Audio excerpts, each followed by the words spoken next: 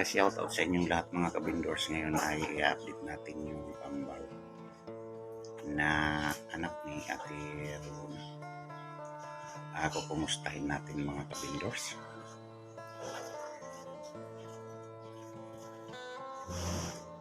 Ayan mga kabindors, nandito na tayo. Magandang umaga po. Ay, nasaan si mama mo?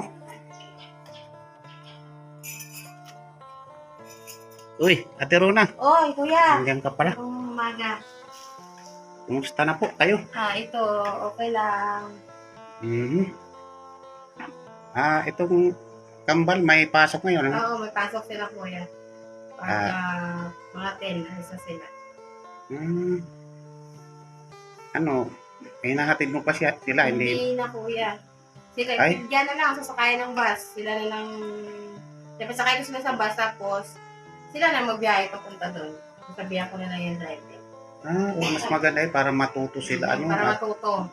Kapag sarili sila ng pupunta, tulad to, papasok sila, may may determinasyon na kaya nila. Susubukan ko na sila. Susubukan ko na sila kuya kung makakarating ba sila sa school, ligtas, makauwi din sila ng ligtas. Pero may naman kayo, may monitor ka naman sa kanila. Oo kuya, may cellphone akong sira, tapos sila din. Tawag lang yun sa akin.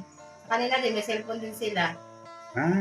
Yung nag-ayos ng washing nga, niloko ako, naiiwan yung cellphone niya nga sira din. Yun, pinaayos ko na lang. Yung noon, yung nasabi mo na nagpapagawa ka sana ng washing, naiwan yung cellphone, yan yung gamit nila. Oo, mas yun ang ginagamit nila. Kasi wala kaming cellphone eh. Yan para maturo sila Monitor ko na lang sila kung saan na sila, nakasakay na ba, o pauwi na sila. Para alam ko. Ikaw, ano ngayon? Ano ang trabaho mo ngayon? Di ka pumasok? Wala kang pasok? Nagtitinda na lang po sa school. Kaya pala, meron ka na dito mga nakahandang ito. Dadalhin ko na lang dun sa school mamaya. Titiplahan ko na lang ng palamig, tsaka yung fishball, kikiam, wek, kayong stick. Buti at Ate Rona, mayroon kang ipupunan dito. Oo kuya, yan yung iniipon-ipon ko nga binibigay ng asawa ko pambayad sa bahay. Bali, kailangan ko rin yung maipon, mabalik ko yung 1/8 kasi pambayad yan namin sa bahay. Pagdating ng bayaran. Ayan muna ang dito. Pinupuhunan mo muna. Para magkakaroon din ako ng paninda nga hindi na ako papasok sa sambahay. Kaya nga, mas maigi talaga ito kung ito ang pagpupuhunan mo na lang, yung pagtinda kaysa papasok may kumukuha sa akin kuya, 2. Dalagro yung isa sa bayan yung isa. Ang kaso na kuya, isang beses lang yung di-off sa isang buwan. Agoy, yan mahirap. Iniisip ko na tuwing linggo naglalaba dito, saka hindi ko masikaso yung asawa ko pag yung mga anak ko kung magstay ako doon. Ay, oo nga, tama nga yun na naisip mo na huwag na lang ganun huwag ka na lang magtrabaho doon sa mga sinasabi mo na yan. Ito mas maganda na ito na naisip mong kasi kapiling mo sila, maalagaan mo sila, pati asawa mo, maasikaso mo kung ano dito sa tahanan ninyo. Tama yun. Kasi ayon doon sa ating unang video na nagko-comment, dapat daw pero tama naman yung ginawa mo ang mga bata bigyan mo sila ng practice, di ba? Tama naman yon sila, no? Butit yan, nakinig ka doon sa mga sinasabi nila, pati tulad nitong pagtitinda, parang may rin ako doon na i-suggest nila na magtinda ka para mayroon kayong income. Tama naman sila, di ba? Sa mga nila, mga suggestion. Kasi pag walang comment, wala kang naaral, di ba? Tama. Pero ang pinaka lang doon, medyo ang iba na nagko-comment masakit. Pero nandoon na tayo. Siyempre nasa ano tayo, nasa social media, may masakit na comment. Meron naman magandang comment, di ba? Yan naman, ano ko lang sa'yo, payo ko, huwag kang magdaramdam doon kasi yan, bilang ano naman yun, taga-panood sila, taga-subaybay, na nagtuturo din yun. Hindi man kayo pag ano yun, pag down sa'yo, kundi magawa mo ang nararapat. Diba? Tama naman sila, ano? Yan ano ang masasabi mo sa kanila? Yung mga ating mga viewer na ano doon, yung mga nagbabasba, siyempre, kundi hindi sa kanila, hindi ka man natuturuan ng aral na yung gagawin mo ang mga nararapat. Pasalamat tayo doon sa kanila din. Kahit na masakit na, pasalamatan pa rin natin sila kasi sila ang nakapagturo ng magandang gagawin. Doon sa nag-comment sa akin ng masakit din talaga, doon ako nagsagot ng hindi rin ayon sa kalooban ko kasi nga nasaktan ako doon sa nag-comment sa akin. Kasi siyempre bilang nanay, kuya, yung siyempre nandun yung pag-alala natin sa mga anak natin na hindi madisgrasya. Kasi masakit sa akin yun dadalawa lang sila tapos madisgrasya pa sila. Kaya dapat inaano ko pa sila, dandahan ko pa sila nga makauwi din naman sila ng ligtas. Pero ginatrain ko na sila na lang. Sa ngayon, ayun na nga, ginatrain ko na sila para matuto na rin sila nga sila magsariling makauwi at magpasok sa school. Kasi ako, gumagawa din ako ng paraan para din to sa kanila.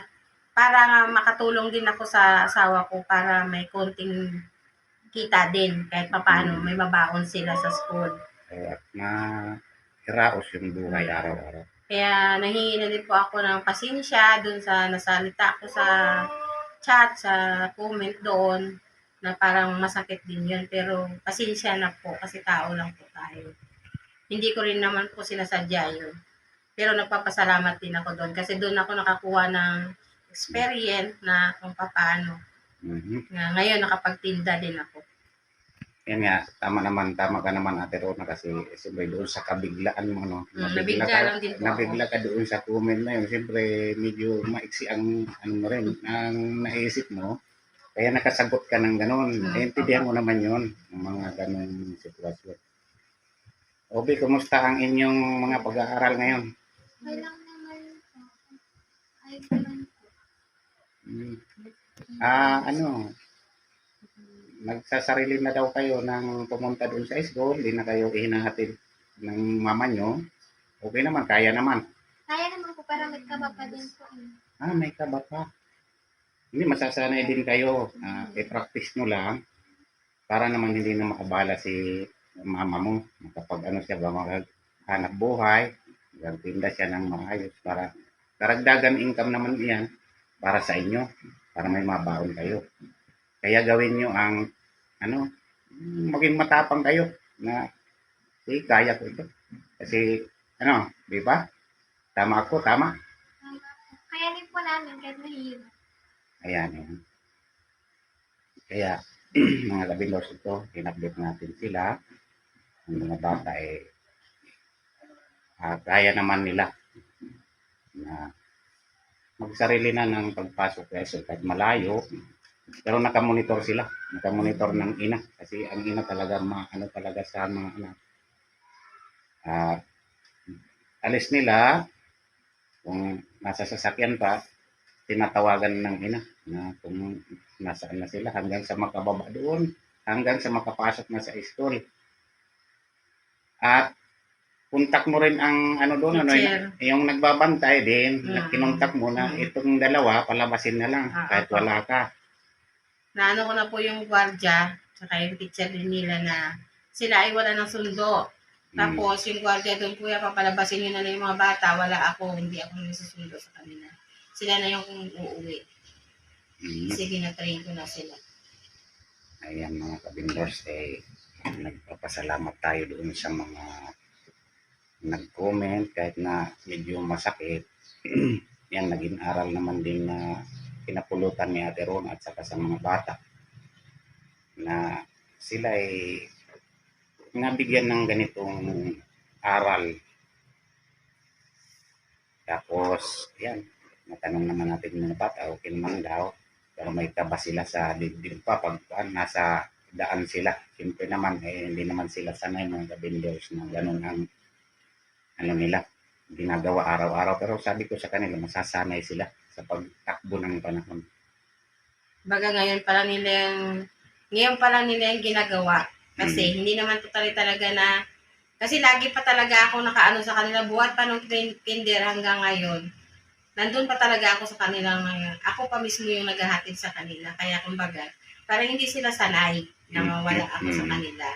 Kaya buti naman kay ginasubukan ko na sila na lang. Kaya nga Para yan. din naman sa kanila itong ginagawa ko eh. Yan, maganda ngayon, Ate Rona. So, Ate Rona ngayon, parang wala ka pa yata dito. Wala pa. Ano bang mga tinitinda mo? Anong Fishball po, kikiam, cheese steak, at saka fries. mga ilang araw ka na nag-uumpisa? Kahapon po. Kahapon ka lang nag-uumpisa. Pero sa Lunes po, siguro may hotdog na yan, saka yung quick. Nadagdagan ko na, tapos may mga candy na nakalagay na sa grapon. Kasi nabili ako dun sa grocery. Sana laging maging maganda naman ang ano. Maganda yung po kahapon. ang kita. Okay naman po. Kasi kahit unang araw ko pa lang po, bali sinusubukan, inaano naman ako ng mga tao dun eh. Yung baga, nandun din sila nga, bili sila, mga bata, galing sa, paglabas nila galing sa school, marami na mabinta naman talaga yung paninda doon. Ano mo ngayon, gamit mo doon, mayroong lamisa doon, oh. Naku kuya, hindi pa totaling lamisa yon. Yung ano lang yon. Nilagyan ko lang ng ano yung para may lagayan lang ako ng ano sa ilalim, tsaka yung itong patungan, plywood lang manipis. Di ko nga alam kung baka sinira ng mga bata doon o nandun pa. Kaya nga titingnan ko ngayon bago ako magdala ng mga paninda doon. Wala akong lamisa kuya eh, tsaka yung payong. Hindi ko pa talaga kaya kuya eh. Ay, Walang pabili ng ang problema kung uulan, paano Yun na? na nga po eh, yung payong talaga yung malaki. Kasi hindi naman daw ako pwede maglagay ng yero doon. Sabi ng ng school. Ng homeowners at saka yung principal ay yung gwardiya doon. Pwede lang daw na magtinda, lamisa lang. Pero hindi maglalagay Pero yung ng school na yun na pinagtitindan mo, hindi yung pinapasukan nila. Hindi po. Dito lang po. Dito sa lang Mountain Heights. Oo. Diyan. Kasi walang nagtitinda din sa labas eh. Sabi ng principal, okay lang daw magtinda, basta wag lang daw maglagay ng bubong, yero, or ano, kasi bawal daw yun. Hindi pumayag na lang din ako na kahit lamisa, at least mayroon akong tinda. Oo. Ang doon natin ro na kinakailangan meron kang Payong payong sana. kasi baka Kuya, dumating yung ulan, di man natin di buwarli yan ngayon, medyo maganda ang yung mga panahon kasi yan. ng payong kuya, libo yun dun yata sa bayan pag binili. Yung kung maliit ang bibili mo, so malaki na ang bibilhin mo sana Kaya kung nga, kaso magkakaroon. lang kuya, wala naman po akong pambili ng ganun kalaki. Pera, kasi ito nga, punan ko. Magbayad lang ako nung... Hindi, maunti-unti mo na lang yan. Oh. Tulad to, medyo may kita ka, magtabi ka ng kahit mga 20, may ipon-ipon. May ipon-ipon ba? Saka pasalamat din ako doon kay ma'am sa tulong niya sa mga dalawa kong anak. Piling ko sa amin. Maraming salamat po sa kanya. Kasi hindi dahil sa kanya, hindi rin po kami nakapasok yung dalawa kong anak. Maraming salamat ng Anonymous. Yan mga kabindors, ang update natin dito kay Ate Rona. Si Mr. ngayon, tuloy-tuloy ang kanyang trabaho. Ito naman mga kabindors, masaya tayo na natanggap ni Ate Rona yung mga comment doon at nagkunyag siya na siya ay magtinda. Ito malaki ang natin dito. Kahit ako, masaya ako na hindi niya inano doon yung mga comment, ba napag-isipan niya na itong mga comment na ito ay yung pagbigay aral ba. Kaya masaya tayo na hindi siya nagdamdam ng husto doon sa mga comment na yon. Kasi sa akin din naman, sa isip ko doon, Aral talaga yon. Pero comment yon na masakit, pero aral. Kung magagawa natin ang dapat, magiging tagumpay ang ating paghahanap buhay o kaya kung anong mga gagawin natin sa buhay. Bibi, kayong dalawa, siyempre, anong oras na yun? Mag-alas Kasi kuya, 9 na yata, alas 10 papasukin ko sa sila. Pero, hanggang dyan na muna lang natin sa may sakayan sila. Diyan na lang po sa may bus. Tapos, Sabihan ko na lang yung driver o konduktor na kuya, ibaba mo sila sa Petron Terview. Tapos ikaw naman, didiretso ka doon sa pamimilihan mo ng Bibili mga muna po ako ng yung mga paninda ko paninda. bago ako mag-display doon. Tapos pag sila, aabanti sila doon, ikaw naman aabanti sa palengke. Opo. Ayun, maganda yun. Ayan mga kabindors, hanggang dito na muna ang ating update sa kanila. Ano ang masasabi ninyo mga bata sa mga nararanasan nyo ngayon? Kasi hindi man pagpapabaya ng ina nyo yan na hindi na kayo inahatid. Yan ay yung parang matuto kayo. Ano masasabi nyo sa mama nyo? Maraming salamat sa kanya dahil din po kami na pinapabayaan. Paano po nakapasok pa na kami sa school kahit minsan lang. Maraming salamat po sa kanya kasi po lagi po siya nandiyan para po sa amin. Hindi po kami pinapabayaan. Diyan po siya lagi sa amin. Ikaw, Julian? Ito naman si Julian mga kabindors, hayaan lang natin dahil masyado talaga hiyaan mula pa naman noon ng iblinang ko ito. Mahihain talaga. Ibigay nyo na yung malaking pagpapasensya dito sa bata.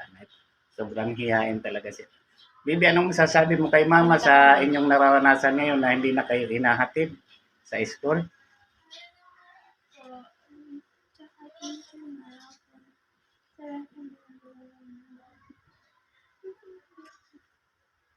Naiiyak na si Ate Rona.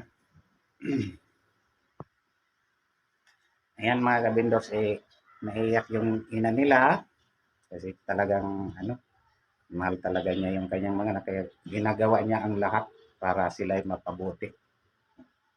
Yan, shout out, pati na ako naiiyak mga kabindors. Shout out sa inyong lahat dyan ng aming mga tagapanood. Thank you very much po.